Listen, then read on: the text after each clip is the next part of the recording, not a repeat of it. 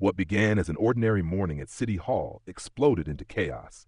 On the steps, a black woman was slapped, mocked, and dragged inside like a criminal. But behind that bruised face hid a truth no one could imagine. The chamber would fall silent when they learned who she really was, and when she took her rightful seat, justice came roaring back. The morning air outside City Hall carried the weight of 100 restless voices, all funneling toward the wide stone steps that led into the hearing chamber. It was the kind of day when people carried banners and whispered about budgets, where each face held some private worry about schools, housing, or safety. Naomi Harris walked with purpose, clutching a heavy folder to her chest. She wore a plain navy blouse and slacks. Nothing fancy, nothing to draw attention. To anyone watching, she looked like an ordinary woman. One more citizen stepping forward to take her seat in a crowded public hearing. That was exactly how she wanted it. She reached the top step and saw two officers standing guard by the tall glass doors. Their uniforms were crisp, boots polished, badges gleaming in the pale morning light. One of them, Officer Dalton Reed, leaned against the doorframe with the kind of arrogance that seemed to ooze from every pore. He was a man who knew the system bent for him, who had learned long ago that power could be worn like armor. His partner, Greg Holt, wasn't much better. They both scanned the line of citizens filing inside, but when their eyes landed on Naomi, something shifted. Reed straightened, his gaze narrowing as though he had spotted prey. "Hold up," he barked, stepping forward to block her path. His eyes swept over her clothes, her skin, the simple folder tucked under her arm. "And where do you think you're going?" Naomi stopped short, surprised by the sharpness in his tone. "I'm here for the public hearing," she said, her voice even, polite. "I have documents I need to submit." Reed let out a low laugh, shaking his head. "Figures. Another one of you trying to sneak in where you don't belong." His words dripped with contempt, each syllable carefully chosen to cut. "Lady, people like you don't get a voice in here. This room's for the folks who matter." Naomi's chest tightened, but she held her ground. "This is a public hearing," she repeated. "Every citizen has a right." Before she could finish, Reed's open palm shot out with sudden violence, cracking across her face. The force snapped her head to the side, and the folder slipped from her hands, scattering papers across the marble steps like a storm of white leaves. For one moment, the crowd froze.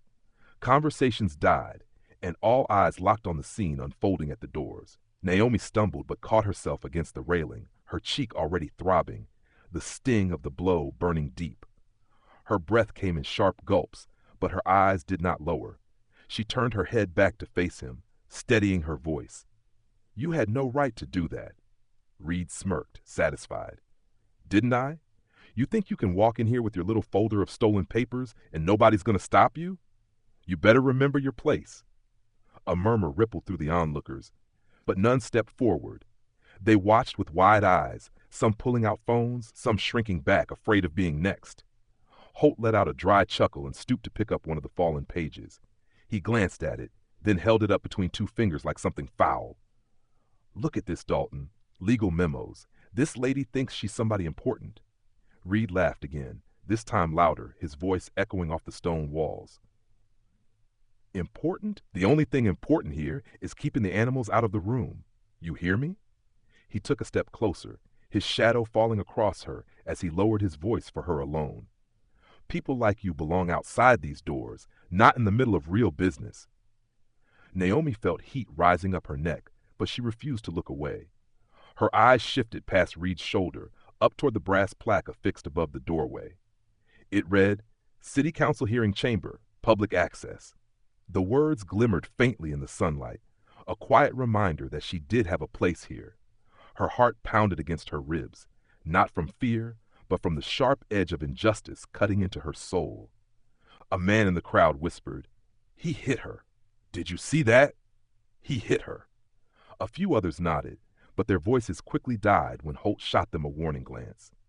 Reed reached out suddenly, gripping Naomi's arm with rough fingers and shoving her back against the cold stone wall. "Don't make this worse for yourself," he muttered.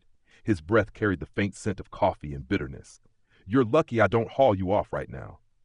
Naomi clenched her jaw, her eyes steady on his. She didn't raise her voice, didn't scream. Instead, she said clearly enough for those nearby to hear, "This is my right. You cannot take that from me." Reed's lips curled into a sneer. "Watch me." He twisted her wrists behind her back, forcing a sharp gasp from her as he snapped a pair of cuffs around her wrists. The metal bit into her skin, unforgiving and cold. Holt joined in, laughing under his breath, as he kicked her papers into a pile and scooped them up.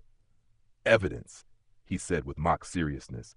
"We'll show the chairman she came here with stolen documents. That'll shut her up good." Reed shoved Naomi forward, marching her toward the door. The crowd parted quickly, eyes dropping, some recording in secret but none daring to intervene. The silence felt heavy, broken only by the scrape of her shoes against the marble. As they pushed her inside, Naomi cast one last look at the steps behind her, where scraps of paper still fluttered in the breeze.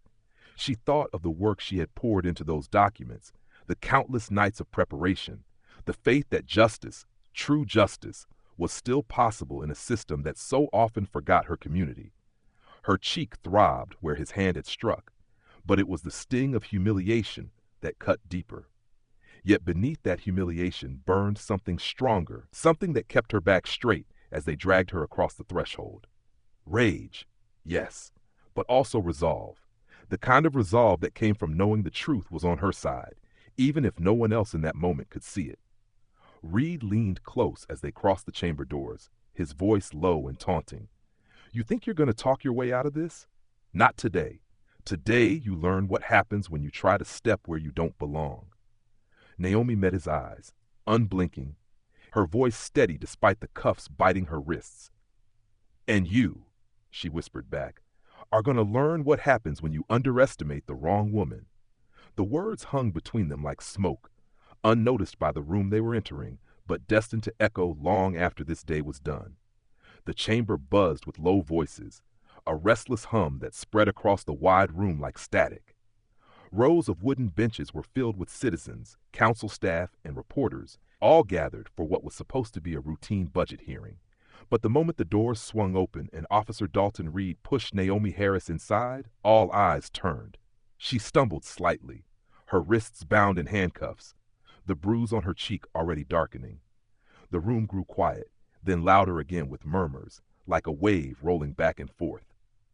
At the front, sitting high on the dais, Chairman Walter Grayson adjusted his glasses. He was an older man with a polished suit, silver hair combed neatly back, and a reputation for siding with the city's power brokers. He banged his gavel once, the sharp crack echoing across the chamber. "Order," he barked, though his tone carried less authority than it once did. He leaned forward, frowning at the sight of Naomi. "What's the meaning of this disruption?" Reed stepped forward with practiced ease, his voice calm, almost smug. "Mr. Chairman, we apprehended this woman attempting to breach security at the entrance. She was carrying suspicious documents and became hostile when asked to provide identification." Naomi tried to speak, but Holt gave her a rough shove into a chair near the front, the cuffs rattling as she hit the seat. Grayson raised his hand. "She'll have her turn," he said, though his eyes already carried judgment. "Proceed, officer." Reed cleared his throat, his gaze sweeping across the room like a man telling a familiar story. "She shouted obscenities, resisted our lawful commands, and tried to force her way into the chamber. We used only the necessary force to subdue her." His words rolled off his tongue easily, smoothed by years of practice. Gasps and whispers fluttered through the benches. A woman in the third row whispered, "She looks dangerous," while a man beside her muttered, "Always causing trouble." Phones clicked on, a few people recording the scene as if it were another headline waiting to be posted. Naomi sat rigid, her jaw tight. Every word Reed spoke twisted the truth further away from what had happened. She felt the weight of dozens of eyes judging her, not for who she was, but for what Reed made her out to be. She caught her reflection in the polished brass plaque behind the chairman's desk, saw herself sitting there in handcuffs, hair disheveled, bruised stark against her skin. For a fleeting moment, it felt like she had stepped out of her own life and into someone else's nightmare. Chairman Grayson turned his gaze toward her. "Do you deny these accusations, Miss Harris, is it?" His voice lingered on her name as if it were unfamiliar, unworthy. Naomi drew in a steady breath, forcing her voice to remain calm. Yes, I deny them. I was walking into a public hearing peacefully with documents prepared for today's session. I was struck without provocation and arrested without cause. Reed scoffed loudly, drawing a few chuckles from the gallery. Of course she says that. They always do. First they make a scene, then they play the victim card. We've all seen it before. Grayson leaned back in his chair, nodding slightly as if Reed's version made perfect sense. And these documents you carried, what are they? Holt stepped forward and dropped the folder on the chairman's desk with exaggerated care. Papers slid out, scattering across the polished wood. He picked one up and waved it in the air. Legal drafts, memos with city letterhead, clearly not meant to be in her possession.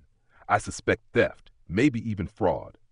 Naomi's eyes blazed, though she kept her voice measured. Those documents were mine, prepared for this very hearing. They bear official marks because I had lawful access to them.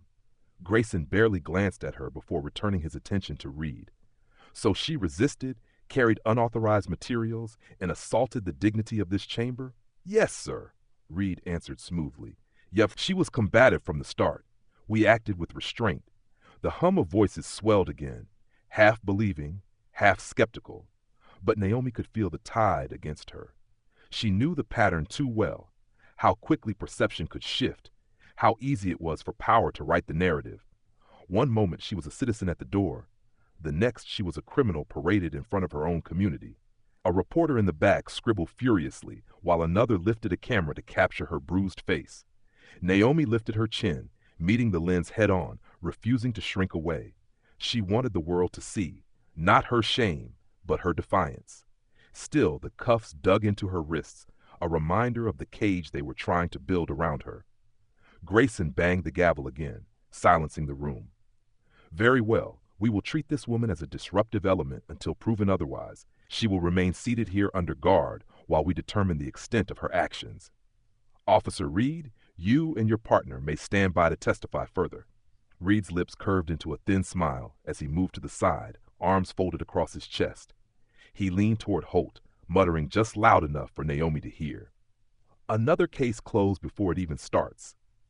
Naomi clenched her fists, the metal biting deeper into her skin. Her heart pounded, but her mind sharpened. She would not let their lies define her. Somewhere beneath the humiliation and anger was a quiet certainty. This hearing was far from over, and when the truth surfaced, it would not be her name tarnished forever. It would be theirs. The room settled back into uneasy silence, the gavel's echo still hanging in the air. Naomi sat straighter, her eyes fixed on the dice, her breath steady. They thought they had written her role as the accused, the troublemaker, the criminal. They had no idea the script was about to change. The hearing chamber had a strange weight to it now, the kind of silence that wasn't really silence at all, but rather a suffocating hush made of judgment, suspicion, and whispered half-truths.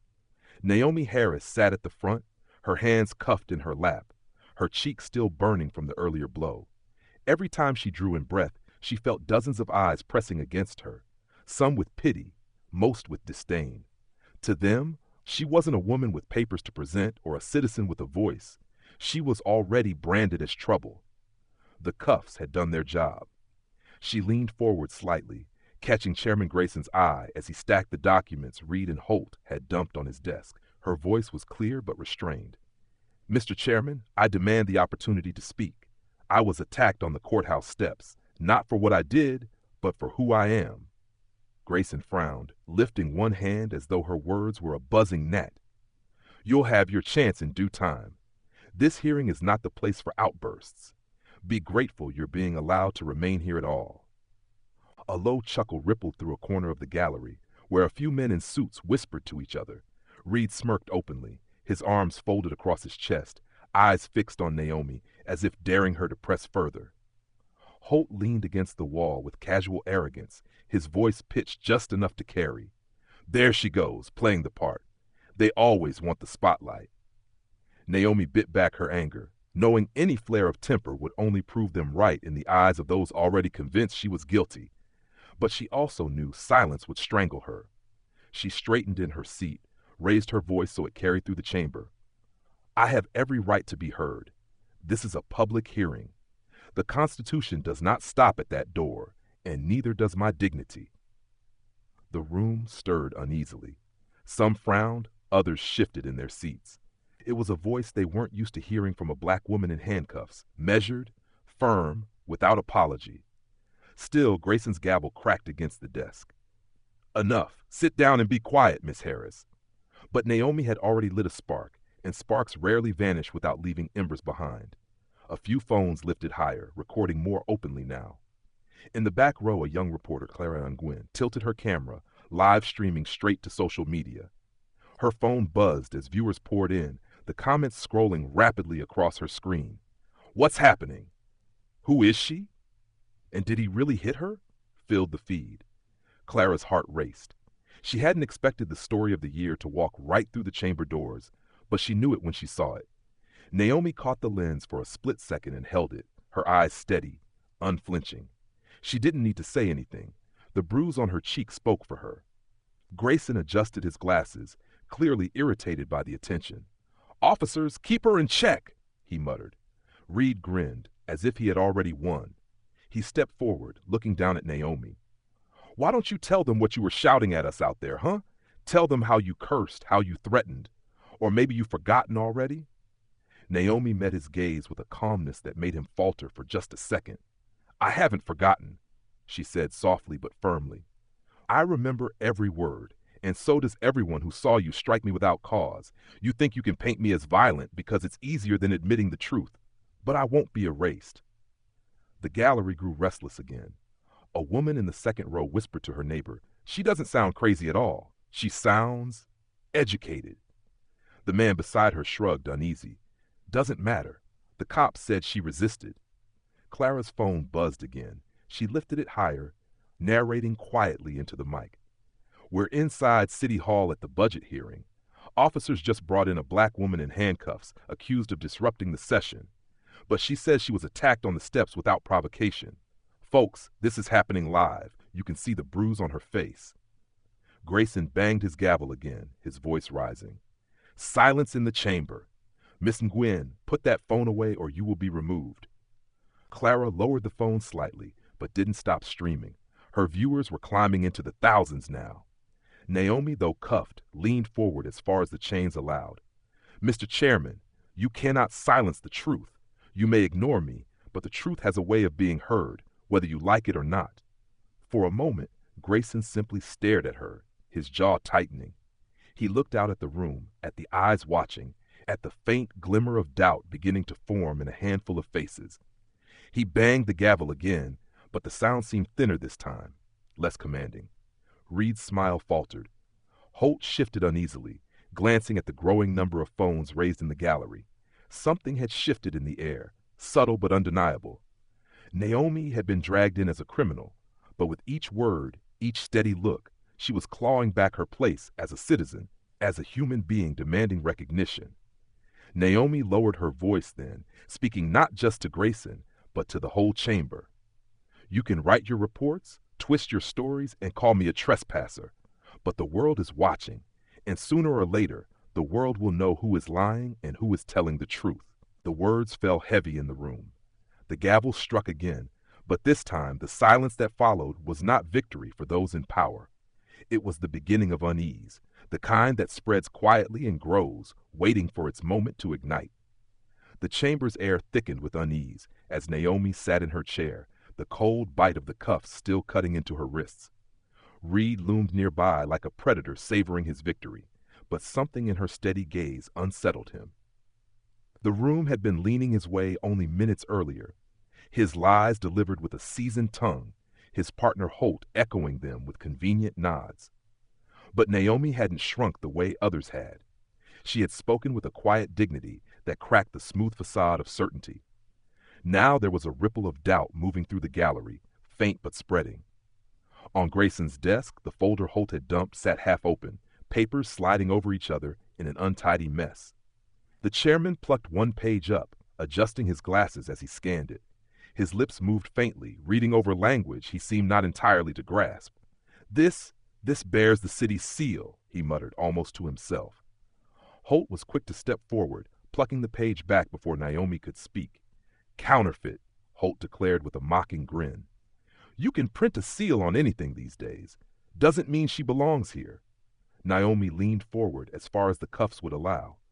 Her voice rang clear. Why don't you read the header out loud, Mr. Chairman? It's not counterfeit. It's a memorandum from the Department of Housing scheduled to be presented today, addressing public funding shortages. That's why I was here. That's why those papers matter. Her words carried over the benches. People stirred, eyebrows lifting, heads turning toward the chairman. Grayson cleared his throat, clearly irritated at being put on the spot. Reed's face darkened. She's lying. Those were stolen. Naomi's eyes sharpened, her tone rising with conviction.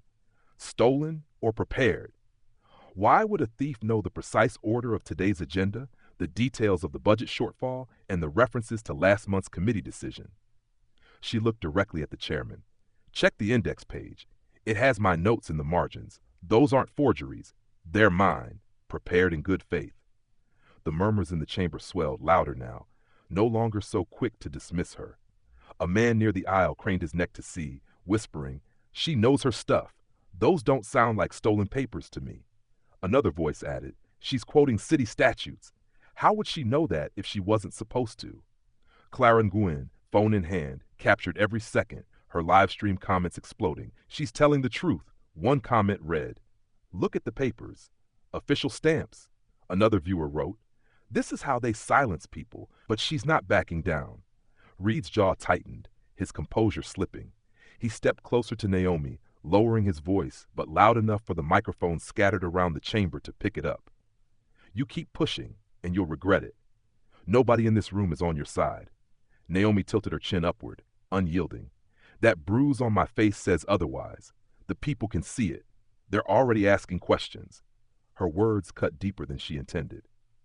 Reed glanced around and noticed the sea of phones held aloft, recording not just Naomi's defiance, but his threats. For the first time, sweat pricked his brow. Chairman Grayson, uncomfortable with the direction things were taking, rapped his gavel again. Order! This chamber will not descend into chaos. He shifted uneasily, shuffling the papers before him. He could not deny that the documents bore official marks. His voice wavered slightly. It appears there may be some discrepancies. That single word, discrepancies, cracked the room open. The audience moments ago content to accept Reed's story, now leaned forward with suspicion. Naomi seized the moment, her voice steady but laced with urgency. You can call them discrepancies if you want, Mr. Chairman, but what they truly are is evidence that I belong in this room, evidence that your officers tried to silence by force. Reed barked a laugh, but it lacked conviction. She's twisting this, making herself look like some kind of victim. Don't fall for it. Naomi turned her gaze directly on him, her tone calm, deliberate. I don't have to make myself look like a victim, Officer Reed. You did that for me when you struck me on the steps. Every bruise, every scrap of paper on this desk tells the story you wanted to hide. A ripple of gasps ran through the gallery. Holt shifted uncomfortably, his earlier bravado thinning. Clara's live stream audience doubled in less than 5 minutes, her comments flying faster than she could follow. She's brilliant. He hit her? This is abuse of power on camera. For a moment, the chamber balanced on the edge of revelation. Naomi sat taller, the cuffs clinking softly as she folded her hands. She was no longer the silent, subdued figure they had dragged in. The tide was shifting, and though Reed and Holt still clung to their lies, the gallery had begun to see cracks in the story. The folder meant to damn her had become her weapon, every page whispering proof that the truth was not on their side. Chairman Grayson cleared his throat, his voice betraying unease. This matter requires clarification. Until then, the accused will remain seated, under guard. He glanced at Reed, but there was no confidence in his eyes. Naomi allowed herself the faintest of smiles, the first hint of triumph threading through her pain. She had been dragged in as a criminal, mocked as a fraud, dismissed as unworthy. But with each word, each page, she was unraveling the script they had written for her. The chamber was beginning to see, and once the truth had its first breath, it was nearly impossible to suffocate. The chamber was no longer the hushed, orderly room Chairman Grayson was used to commanding. It felt alive now, restless, like a storm pressing against windows not built to hold it. Naomi Harris sat in her chair, wrists still cuffed, But her voice had already cracked the walls of the story spun against her. She could feel it in the way the gallery shifted, people leaning forward, phones raised higher, whispers turning into something bolder. The folder they had called stolen had begun to defend itself, and her dignity, line by line. Grayson tried to restore calm, striking the gavel hard enough to leave a dent in the wood. Order! This is still a council hearing. We will not tolerate. He didn't finish, because a voice cut through the chamber, rough and shaking with anger. I know that man, the voice said. I know him too well. All eyes turned toward the back, where an older black man had risen from the benches. His shoulders were broad but tired, his hair peppered with gray. His name was Samuel Price, though most in the room did not know him yet. He held his cap in one hand, knuckles white, and pointed a trembling finger toward Officer Dalton Reed. That's the same officer who put me in the hospital 3 years ago, Samuel said, his voice breaking with both fury and grief. Said I was resisting, but all I was doing was asking why he pulled me over. Broke my ribs, left me in the street like I was nothing. My complaint went nowhere. They said it was unsubstantiated. A gasp rolled through the chamber, louder this time, sharper. Reed stiffened, his smirk faltering for the first time. Holt shifted beside him, eyes darting toward the chairman as if to signal him to shut it down. Sit down, sir, Grayson barked, raising his gavel again. This is highly inappropriate. No, Samuel's voice thundered back. He had waited too many years to stay silent. You silenced me once. You won't do it again. I see what's happening to this woman, and I'll be damned if I let him get away with it twice. His words carried the weight of someone who had been dismissed too many times, ignored until his truth curdled into pain. The gallery stirred with a new kind of energy, no longer just curious but angry. Murmurs rose into shouts, voices overlapping. Let him speak, one woman cried. Another shouted, we believe him. Clara Nguyen, still live streaming, focused her camera on Samuel, her viewers flooding the feed with comments. Another victim? How many more? This is blowing wide open. Look at Reed's face. He's guilty. Naomi turned in her chair, watching Samuel with gratitude burning in her chest. She knew what it cost a man like him to stand up in this room, to risk ridicule and dismissal again. Their eyes met briefly, and she gave him the smallest nod, a silent thank you for his courage. Reed's composure cracked as he stepped forward. This is nonsense. He's lying. He's always been a troublemaker. But his voice lacked the easy confidence it carried before. Samuel's reply was steady, unflinching. You can call me names all you want, but I still remember the pain when I tried to breathe with broken ribs, and now the whole world can hear it too. The chamber broke into chaos. Some shouted for Reed's resignation on the spot. Others demanded an investigation. Phones caught every second, and Clara's live stream viewers climbed past 20,000. The comments a flood of outrage and support. Grayson banged his gavel over and over, but the sound no longer carried authority. It was drowned by the swell of voices. He looked unsettled, almost panicked, realizing the hearing had slipped from his grip. The system he relied on to keep order wasn't working anymore, not when truth and anger mixed in the open air. Naomi lifted her head, her voice cutting through the din without needing to shout. What you hear in his story is what I faced this morning. This is not an isolated incident. This is a pattern, and patterns do not lie. Her words seemed to settle over the room like a spell, silencing the gallery just long enough for their meaning to sink in. Reed's jaw tightened, his fists clenching at his sides. Holt muttered something under his breath, but even he looked uneasy, the confidence of moments ago unraveling in front of so many witnesses. Samuel sank back into his bench, his chest heaving, but the damage to Reed's carefully crafted image had been done. No one could unhear the pain in his voice. No one could unsee the trembling hand that pointed squarely at the man in uniform. The seed of doubt had grown roots now, and it was spreading too quickly to be contained. Naomi sat straighter, her wrists still bound but her spirit untethered. She could feel the room shifting with her, bending toward the truth despite every effort to suppress it. For the first time since being dragged inside, she no longer felt alone. The tide was beginning to turn, carried not by authority, but by the courage of a man who refused to stay silent any longer. The chamber erupted again, louder, angrier, unstoppable. Grayson's gavel slammed uselessly against the desk as Reed's face flushed red, and in the center of it all, Naomi's quiet smile flickered, small but certain. The storm had begun, and there was no turning it back. Ethan Cole had been standing in the corner of the chamber, uniform pressed, cap tucked neatly under his arm, trying his best to disappear into the wallpaper. He was the youngest officer on duty that day, barely 3 years on the force, and already he could feel the pull of loyalty like chains around his ankles. His sergeant, Dalton Reed, was a man known for his swagger, his shortcuts, and his temper, but also for his ability to make complaints vanish. Every rookie learned quickly.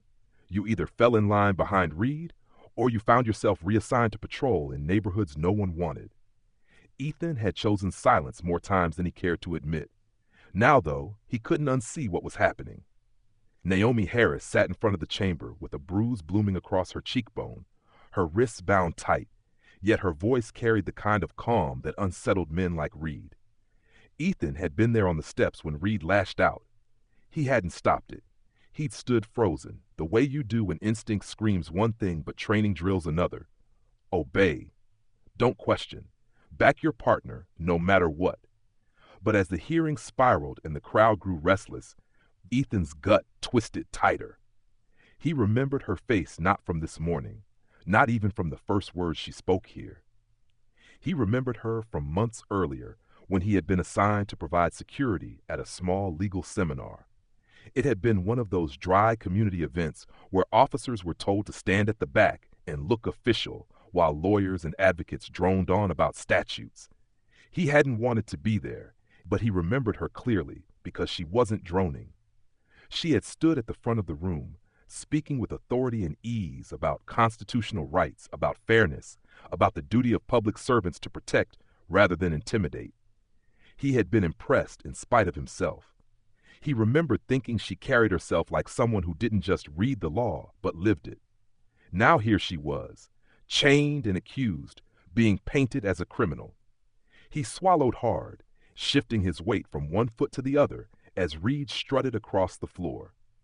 Reed had dismissed Samuel Price's outburst with insults, but Ethan could see the sweat building along his sergeant's temple. Holt cracked jokes under his breath to keep the mask in place, but his laughter was forced. The gallery didn't sound convinced anymore, and Ethan, he knew too much to be convinced at all.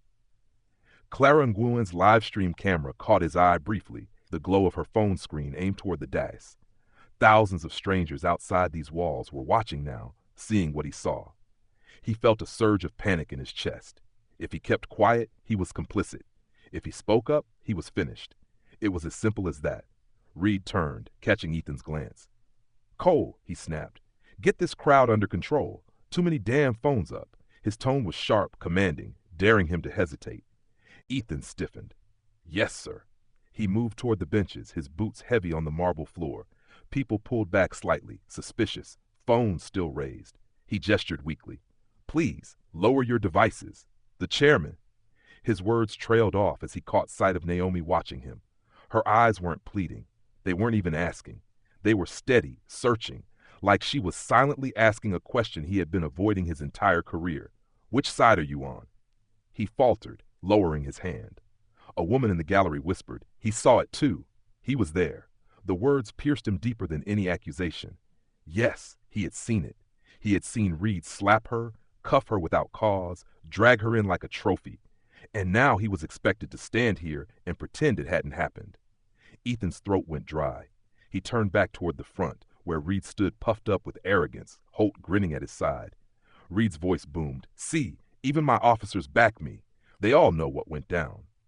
He spread his arms wide as though to embrace the room, feeding off his own performance. Ethan's stomach lurched. Lies piled on lies, and he was part of them. He remembered his training sergeant's words during academy orientation. "There are 3 kinds of cops, son. The good, the bad, and the ones who look the other way. Guess which kind gets promoted fastest?" His palms were damp. He tightened his grip on his cap and forced himself back to his corner. His silence felt louder than any protest. Naomi's gaze followed him still, not condemning, but waiting. It was unbearable. The noise in the chamber swelled again.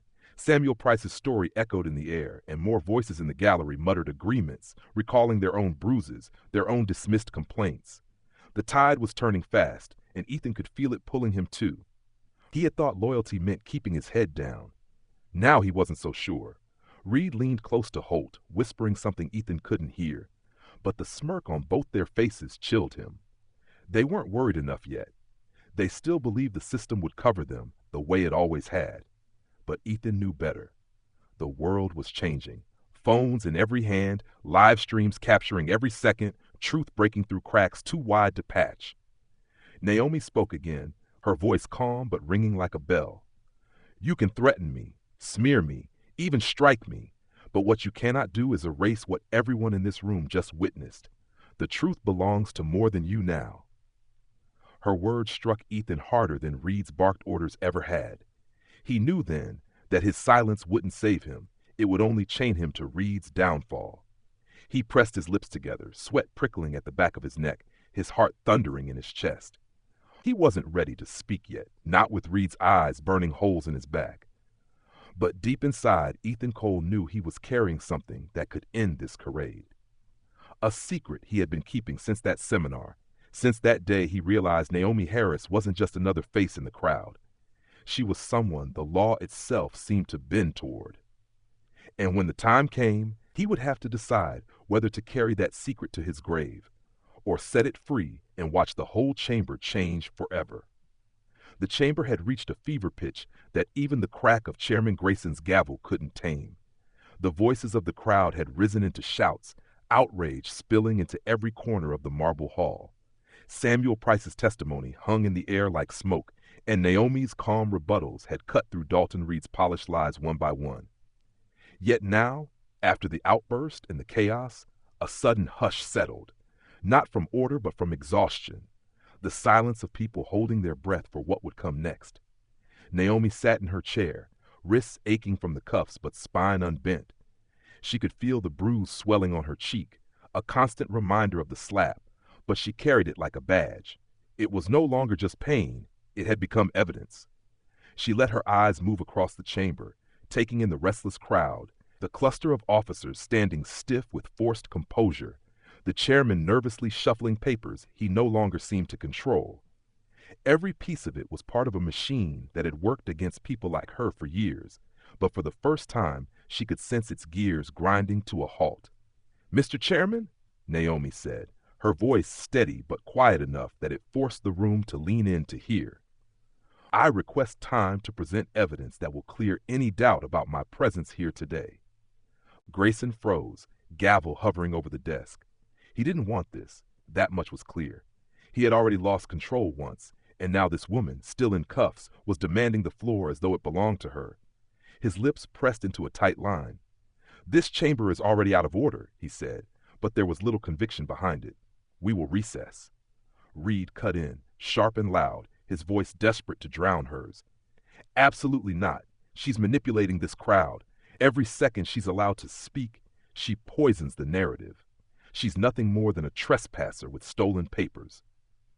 Naomi turned her gaze to him, and the silence in her expression was more powerful than any scream. "If I had no right to be here," she said, "why do those papers bear my handwriting? Why do they match the council's agenda for today word for word? Why does every page reveal a system you fear being held accountable to?" The room stirred again, but not loudly this time, more like a tremor, a shift in weight as people processed her calm precision. Clara Nguyen's camera stayed locked on her, broadcasting every word to the thousands who were now watching the hearing unfold in real time.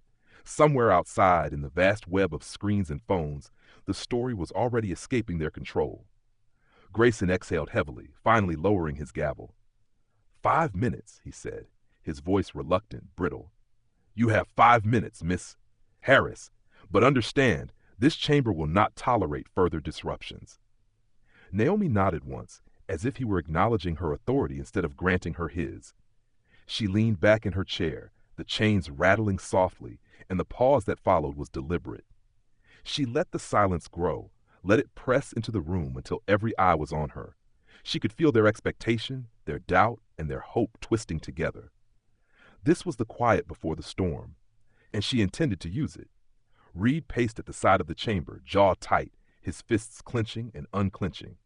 Holt whispered to him, trying to keep him still, but Reed's eyes kept darting toward Ethan Cole, who stood frozen by the wall.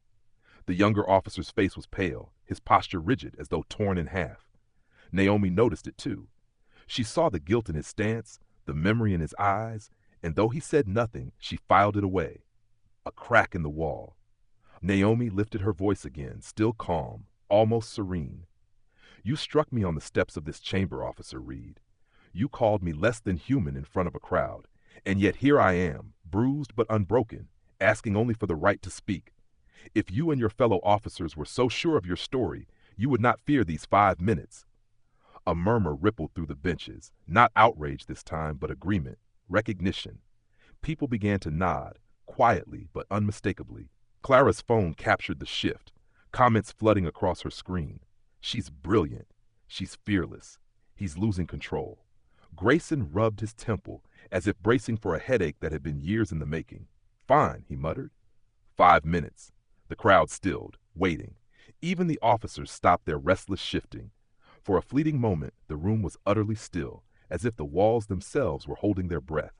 Naomi drew in a slow, steady inhale, her mind clear. She knew what was coming next would change everything. The storm had not yet broken, but she could feel the electricity already in the air, humming, sparking, waiting for her hand to strike the match. The chamber was still in that tense hush when Naomi shifted in her chair. The cuffs bit into her wrists as she leaned forward, her eyes sweeping the crowd, the council members, the officers who had mocked her, and finally landing on Chairman Grayson. She could feel the bruise on her cheek pulsing, a reminder of how she had been dragged in, but now that pain steadied her. The silence was hers to command. She took a breath, long and measured, then spoke in a voice that carried all the way to the back row. You want to know why I was here today? You want to know what gives me the right to walk through those doors?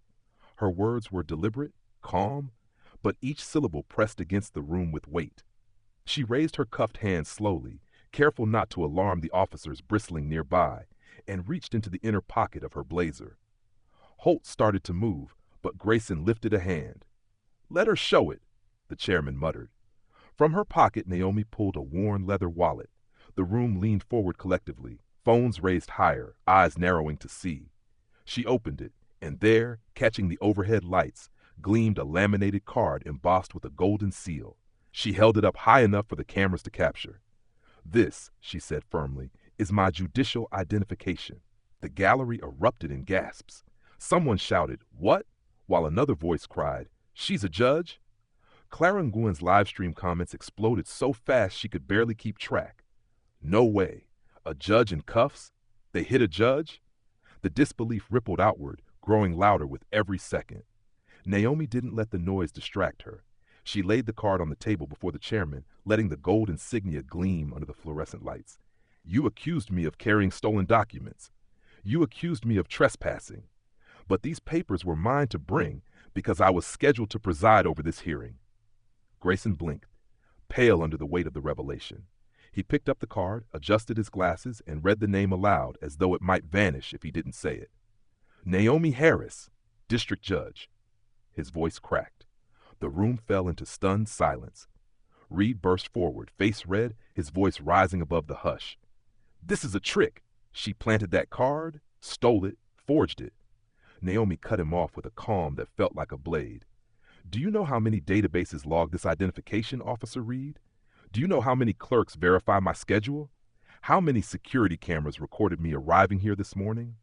She leaned slightly closer, her eyes locking on his. This is no trick.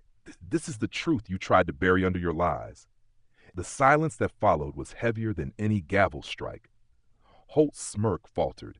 Even Grayson looked sick as realization seeped in. Clara's phone trembled in her hand as her viewers screamed in disbelief. They cuffed a judge. This is over for them. History in the making. Naomi let the silence linger before adding, You mocked me for saying I belonged here. You told me people like me had no place inside these walls. Well, let me be clear. This chair at the front, the documents on your desk, the gavel in your hand, they were mine to begin with. I'm the rightful authority in this chamber. The crowd erupted into shouts again, but this time they weren't aimed at her. Anger turned toward Reed and Holt, disgust aimed at the system that had allowed this humiliation to happen. People shouted for resignations, for investigations, for justice. Grayson slammed the gavel again, but his voice shook. This hearing is adjourned until clarification. No, Naomi said, her voice cutting through his like thunder. You don't adjourn justice. You don't silence truth. Today, the people in this chamber will hear what really happened, and they will see who tried to cover it up. Reed's composure crumbled as his fists balled and his face twisted.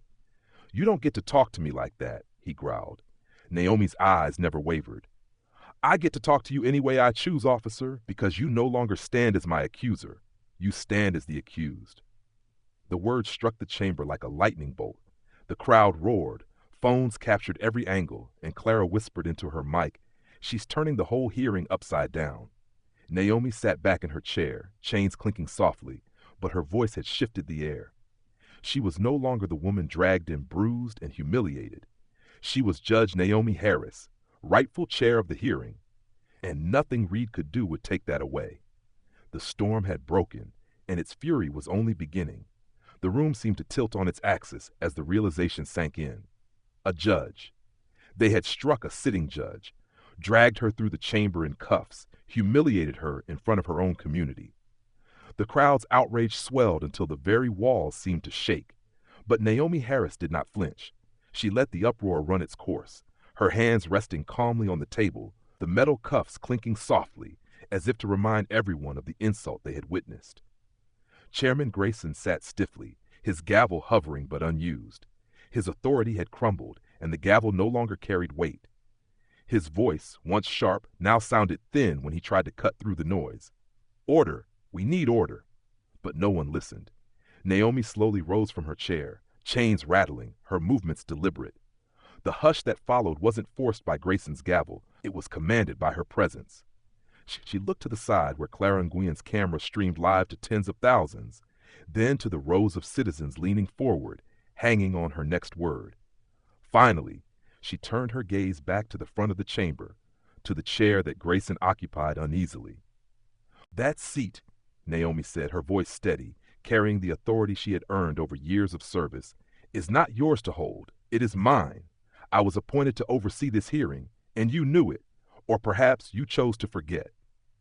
Grayson swallowed hard, his hand trembling slightly as he set the gavel down. For a long moment he seemed frozen, torn between holding on to the illusion of control and the reality unfolding before him. Naomi stepped forward, the chain of the cuffs clinking with each measured pace. The crowd shifted, creating a path without being asked, their silence heavy with anticipation. A clerk from the side door appeared suddenly, clutching a garment bag and a small wooden case. It was as though the very walls of the chamber had decided to bear witness. She hurried to Naomi's side, her eyes shining with something between awe and guilt. Judge Harris, she whispered, her voice carrying just enough for the first few rows to hear. Your robes, your gavel, I thought you would want them. Naomi's heart tightened in her chest as she accepted the bag. The moment was almost ceremonial. She handed the gavel case to the clerk to open and, with a deliberate motion, drew the black judicial robes from the garment bag. The fabric slid over her arms and shoulders like armor, transforming her from victim to authority before the eyes of everyone in the chamber. She let the robes settle around her, the weight both familiar and grounding. The room erupted again, this time not with outrage but with applause and cheers. Even those who had doubted her earlier were on their feet, clapping, shouting her name. Naomi! Naomi! The sound echoed through the chamber like thunder. Reed's face went pale as ash. Holt muttered a curse under his breath, glancing toward the doors as if measuring how quickly he could leave. Ethan Cole stood motionless, his chest rising and falling rapidly, caught between the badge on his chest and the truth in front of him. Naomi turned toward Grayson, who looked small now, shrinking into the chair he had clung to. Mr. Chairman, she said evenly, though her eyes cut like glass, I will take my seat now. Grayson hesitated only a moment longer before standing abruptly. His hands fumbled with the gavel, setting it back on the desk as he stepped aside. His face was red with shame, his eyes darting toward the exits. Without another word, he moved quickly away, nearly tripping over his own robe as he hurried down the steps. Naomi climbed the dash slowly, each step measured, her robe flowing behind her. When she reached the bench, she lifted the gavel from its case. It felt solid, familiar, its weight resting perfectly in her hand. She turned to face the chamber, now utterly silent once again, every face fixed on her. She lowered herself into the chair, the rightful chair, her chair. For a long moment, she sat without speaking, letting the image burn itself into memory, the bruised face of a black woman, the chain still on her wrists, and yet the robe draped across her shoulders, the gavel resting firmly in her grasp. Justice embodied, not as an idea but as a person, scarred and unbroken. "Court is now in session," she said softly, but the words carried like a storm rolling across open plains. The Honorable Judge Naomi Harris presiding. Reed stumbled backward, shaking his head in disbelief. This can't be happening." His voice cracked, desperate. Holt's confidence drained completely, his eyes darting from the crowd to the cameras, knowing the world outside was already watching, already condemning. Naomi raised the gavel and brought it down with a sharp crack. The sound rang out like a gunshot, silencing every whisper.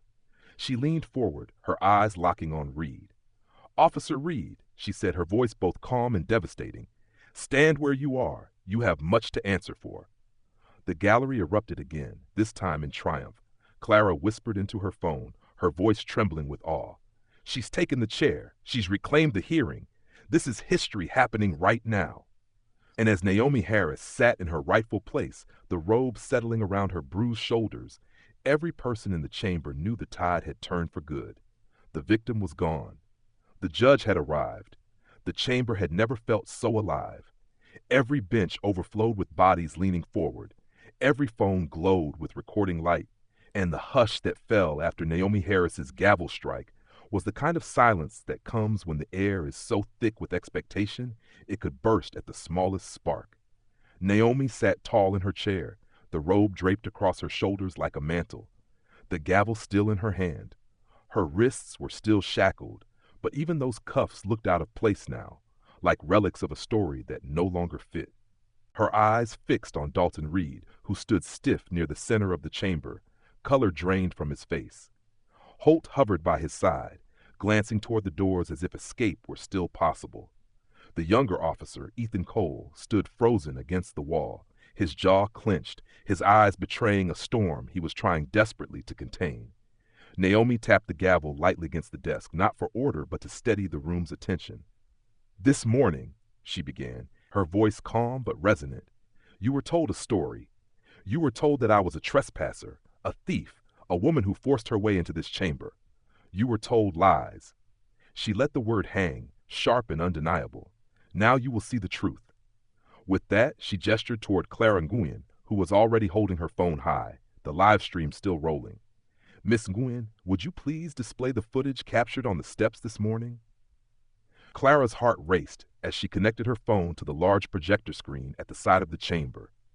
The image blinked to life, shaky but clear. Naomi on the courthouse steps, folder in hand, her expression calm as she approached the doors. Reed's figure filled the frame, blocking her path, his hand raised, his voice audible. "People like you don't belong here." Gasps filled the chamber as the video played.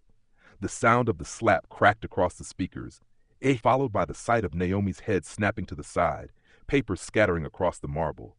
Reed's voice came again, venomous and unmistakable. "You're nothing but an animal. You don't deserve to walk through these doors." The chamber erupted, voices overlapping in fury and shock. Some shouted shame, while others demanded his badge on the spot. Reed lunged forward, his voice trembling. "That video is doctored. It doesn't show everything." Naomi raised her hand, silencing the uproar with a simple gesture. Her gaze bore into Reed. "You told this chamber I was aggressive. You told them I cursed, that I threatened. Do you hear any of that on this video? Do you see anything other than your hand striking me?" Reed opened his mouth, but no sound came. Holt looked down at his boots, muttering a curse under his breath. Naomi nodded toward Clara again. "There's more." The second clip began, this one from a different angle. Another citizen had recorded the confrontation from the sidewalk. The words were even clearer this time. Reed's voice dripping with contempt. "Filthy people like you don't get a place in this chamber. You'll learn your place today." The sound of his words hung over the room like a poisonous cloud. Even those who had doubted Naomi earlier shifted uncomfortably in their seats. Some lowered their eyes, ashamed of how quickly they had believed the uniform. Naomi let the video end before she spoke again. "You wanted to paint me as a liar, Officer Reed. You wanted to bury me beneath the weight of your badge. But you forgot something." She leaned forward, her eyes burning into him. "The truth doesn't stay buried forever, and today it has found its voice." Samuel Price stood suddenly from the gallery, his voice breaking with passion. "That's exactly what he did to me. That's exactly the same words, the same lies he used." His outburst ignited the crowd again, and this time the noise wasn't chaos. It was solidarity. People shouted for justice, their voices rising as one. Reed's hands shook at his sides, sweat streaming down his temple. Holt tugged at his sleeve, whispering frantically, "We need to get out of here, Dalton." But Reed shook him off, his pride refusing to yield even as the walls closed in. Naomi lifted the gavel and brought it down with force, the crack echoing like thunder. The room stilled. She turned her gaze to Holt. "Officer Holt, you testified earlier that your partner handled the situation with professionalism. Would you like to revise your statement in light of this evidence?" Holt stammered, his bravado gone. "I don't recall all the details, Your Honor." Her eyes narrowed. "Let me refresh your memory. The video we just watched captured your laughter as you picked up my papers and called them stolen. Do you deny it?" Holt's face drained of color. He didn't answer. Naomi turned her attention to Ethan Cole, whose shoulders stiffened under the sudden weight of her gaze. "Officer Cole, you were there as well. Do you intend to continue your silence, or will you tell this chamber the truth of what happened?" Ethan's lips parted, his breath shallow. His eyes darted to Reed, then back to Naomi. For a long moment he said nothing, but the tremor in his hands betrayed him. Naomi's voice softened, but it carried the force of inevitability. "Every lie falls eventually. You have a choice, Officer Cole. Which side of history will you stand on?" The silence in the chamber deepened. Phones caught every flicker of emotion across Ethan's face. He swallowed hard, his eyes glistening, but still no words came. Naomi let the silence linger, then turned back to the crowd. "You've seen the evidence. You've heard the words with your own ears. What began as an attempt to strip me of dignity has become proof of something far greater. A pattern of violence and deceit by those sworn to protect." The crowd erupted again, not with disorder, but with righteous fury. The wall of lies Reed had built around himself was cracking, collapsing brick by brick in front of everyone. And as Naomi raised her gavel once more, the sound that followed was not just order restored. It was the first toll of accountability ringing through the chamber. The chamber was a living thing now, breathing with the energy of a crowd that had seen the mask slip from the faces of those sworn to protect them. The videos had done their work. The lies that Dalton Reed and Greg Holt had clung to were collapsing like wet paper in a storm. The room buzzed with voices, low but insistent, demanding justice, demanding answers. Chairman Grayson had vanished into irrelevance, his seat no longer his own.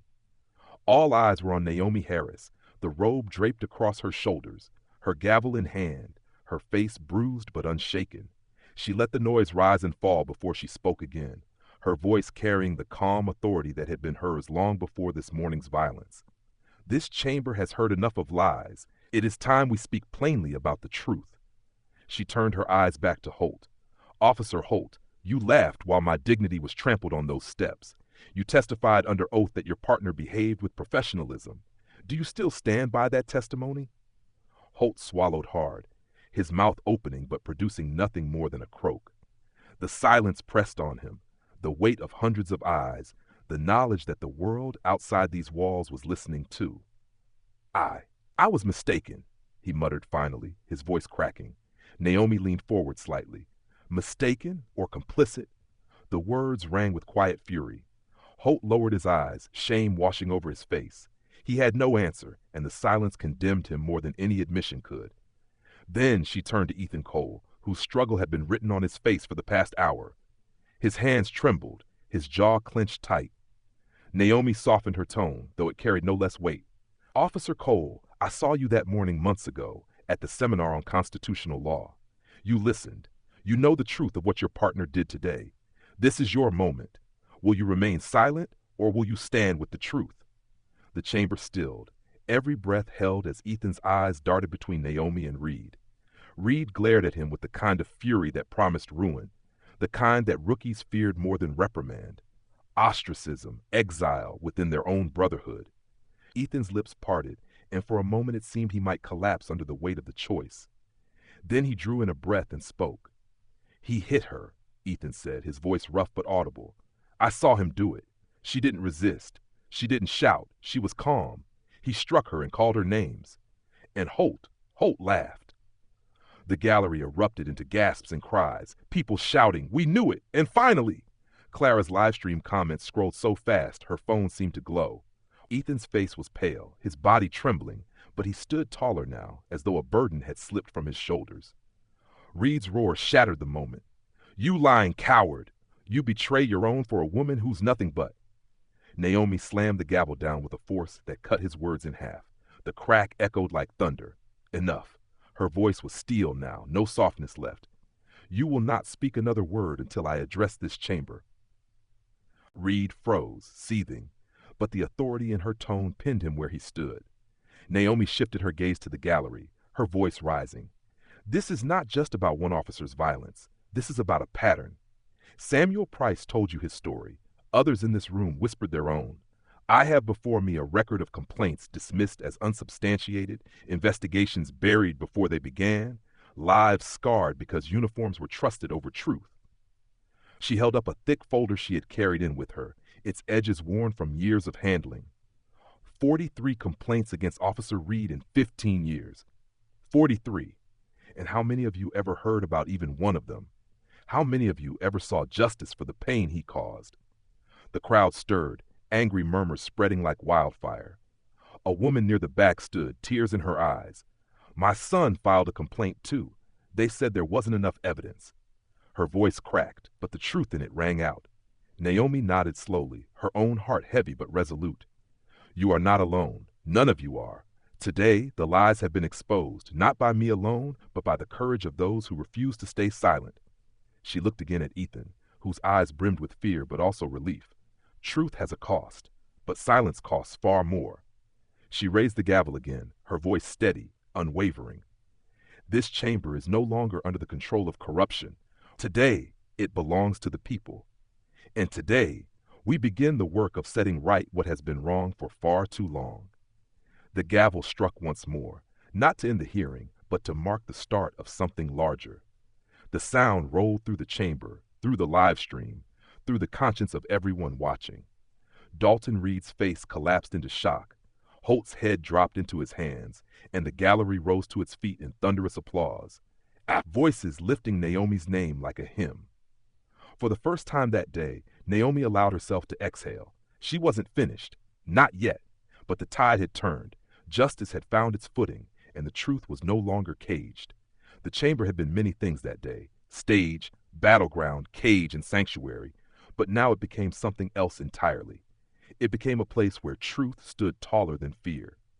Naomi Harris sat at the bench, robe flowing over her bruised shoulders, gavel resting steady in her hand.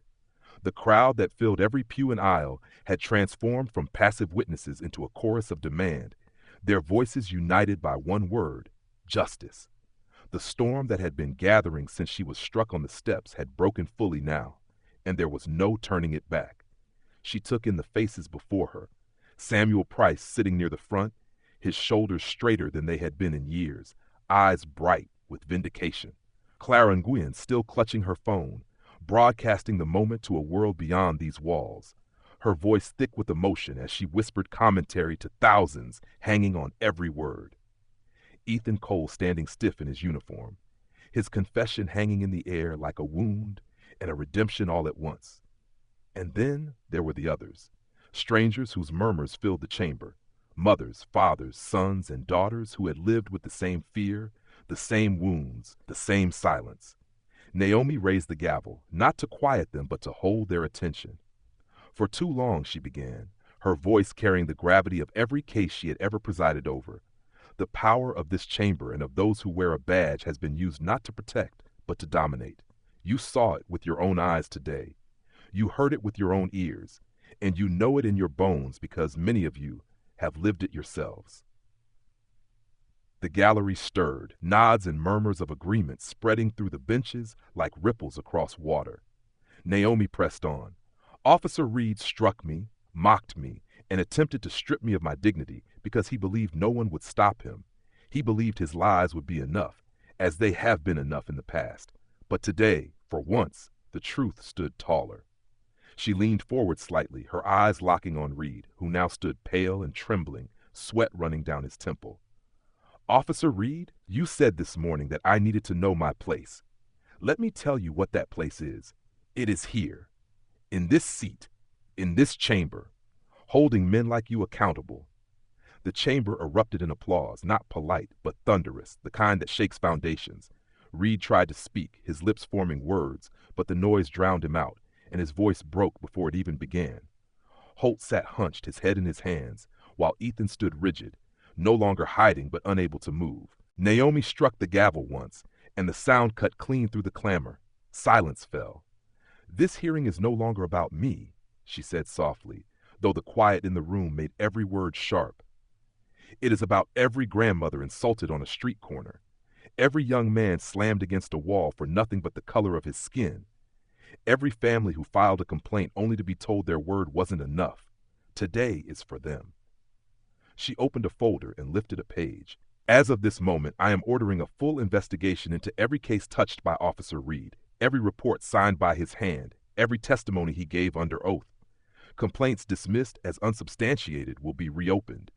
Those silenced will be heard, and justice will not be delayed another day. The roar that followed was deafening, people rising to their feet, clapping, shouting her name, some crying openly as though years of being unseen had suddenly been lifted. Clara turned her camera to capture the faces, her voice breaking as she said, "You're watching history, a community reclaiming its voice." Naomi let the moment breathe before striking the gavel again. But let this also be a warning to every officer who thinks the badge is a shield for cruelty, to every official who buries complaints to keep the peace, to every system that values silence over truth. Your time is over. From this day forward, this chamber will not protect injustice. It will confront it. Reed sagged against the rail, his defiance gone, his face ashen. Ethan finally stepped away from the wall, moving slowly toward Naomi's bench. His voice was quiet but audible. "Your Honor, I'll testify about everything, not just today, but the other times, the things no one wanted to hear." His words hung in the air, trembling but resolute. Naomi's eyes softened. "Then perhaps, Officer Cole, you've finally chosen the right side of history." She looked out again at the crowd. "Because justice is not mine alone. It belongs to all of us, and it requires all of us to keep it alive." The gavel came down one final time, not just as a symbol of authority, but as a promise. The sound reverberated through the chamber, through the live stream, through the hearts of those who had waited too long for this day. As the crowd surged to its feet, applauding and chanting her name, Naomi leaned back in her chair. She felt the ache of the bruise on her cheek, the sting of the cuffs still clamped to her wrists, the exhaustion of a battle that had nearly broken her body. But beneath it all was something deeper, steadier, the knowledge that she had not only reclaimed her seat, but had turned it into something larger than herself. The chair was no longer just wood and leather. It was a symbol, a declaration, a place where the powerless had finally been heard. And as Naomi Harris sat upon it, her face lit by the glow of hundreds of phones capturing her every breath, she knew that the story of this day would not end in this room. It would ripple outward, carried in voices, in headlines, in the hearts of those who had seen what justice looked like when it refused to bow. And somewhere deep in her chest, beneath the ache and the fury, Naomi felt a small, unshakable peace. Justice, bruised and battered, had stood up today, and it would not sit down again.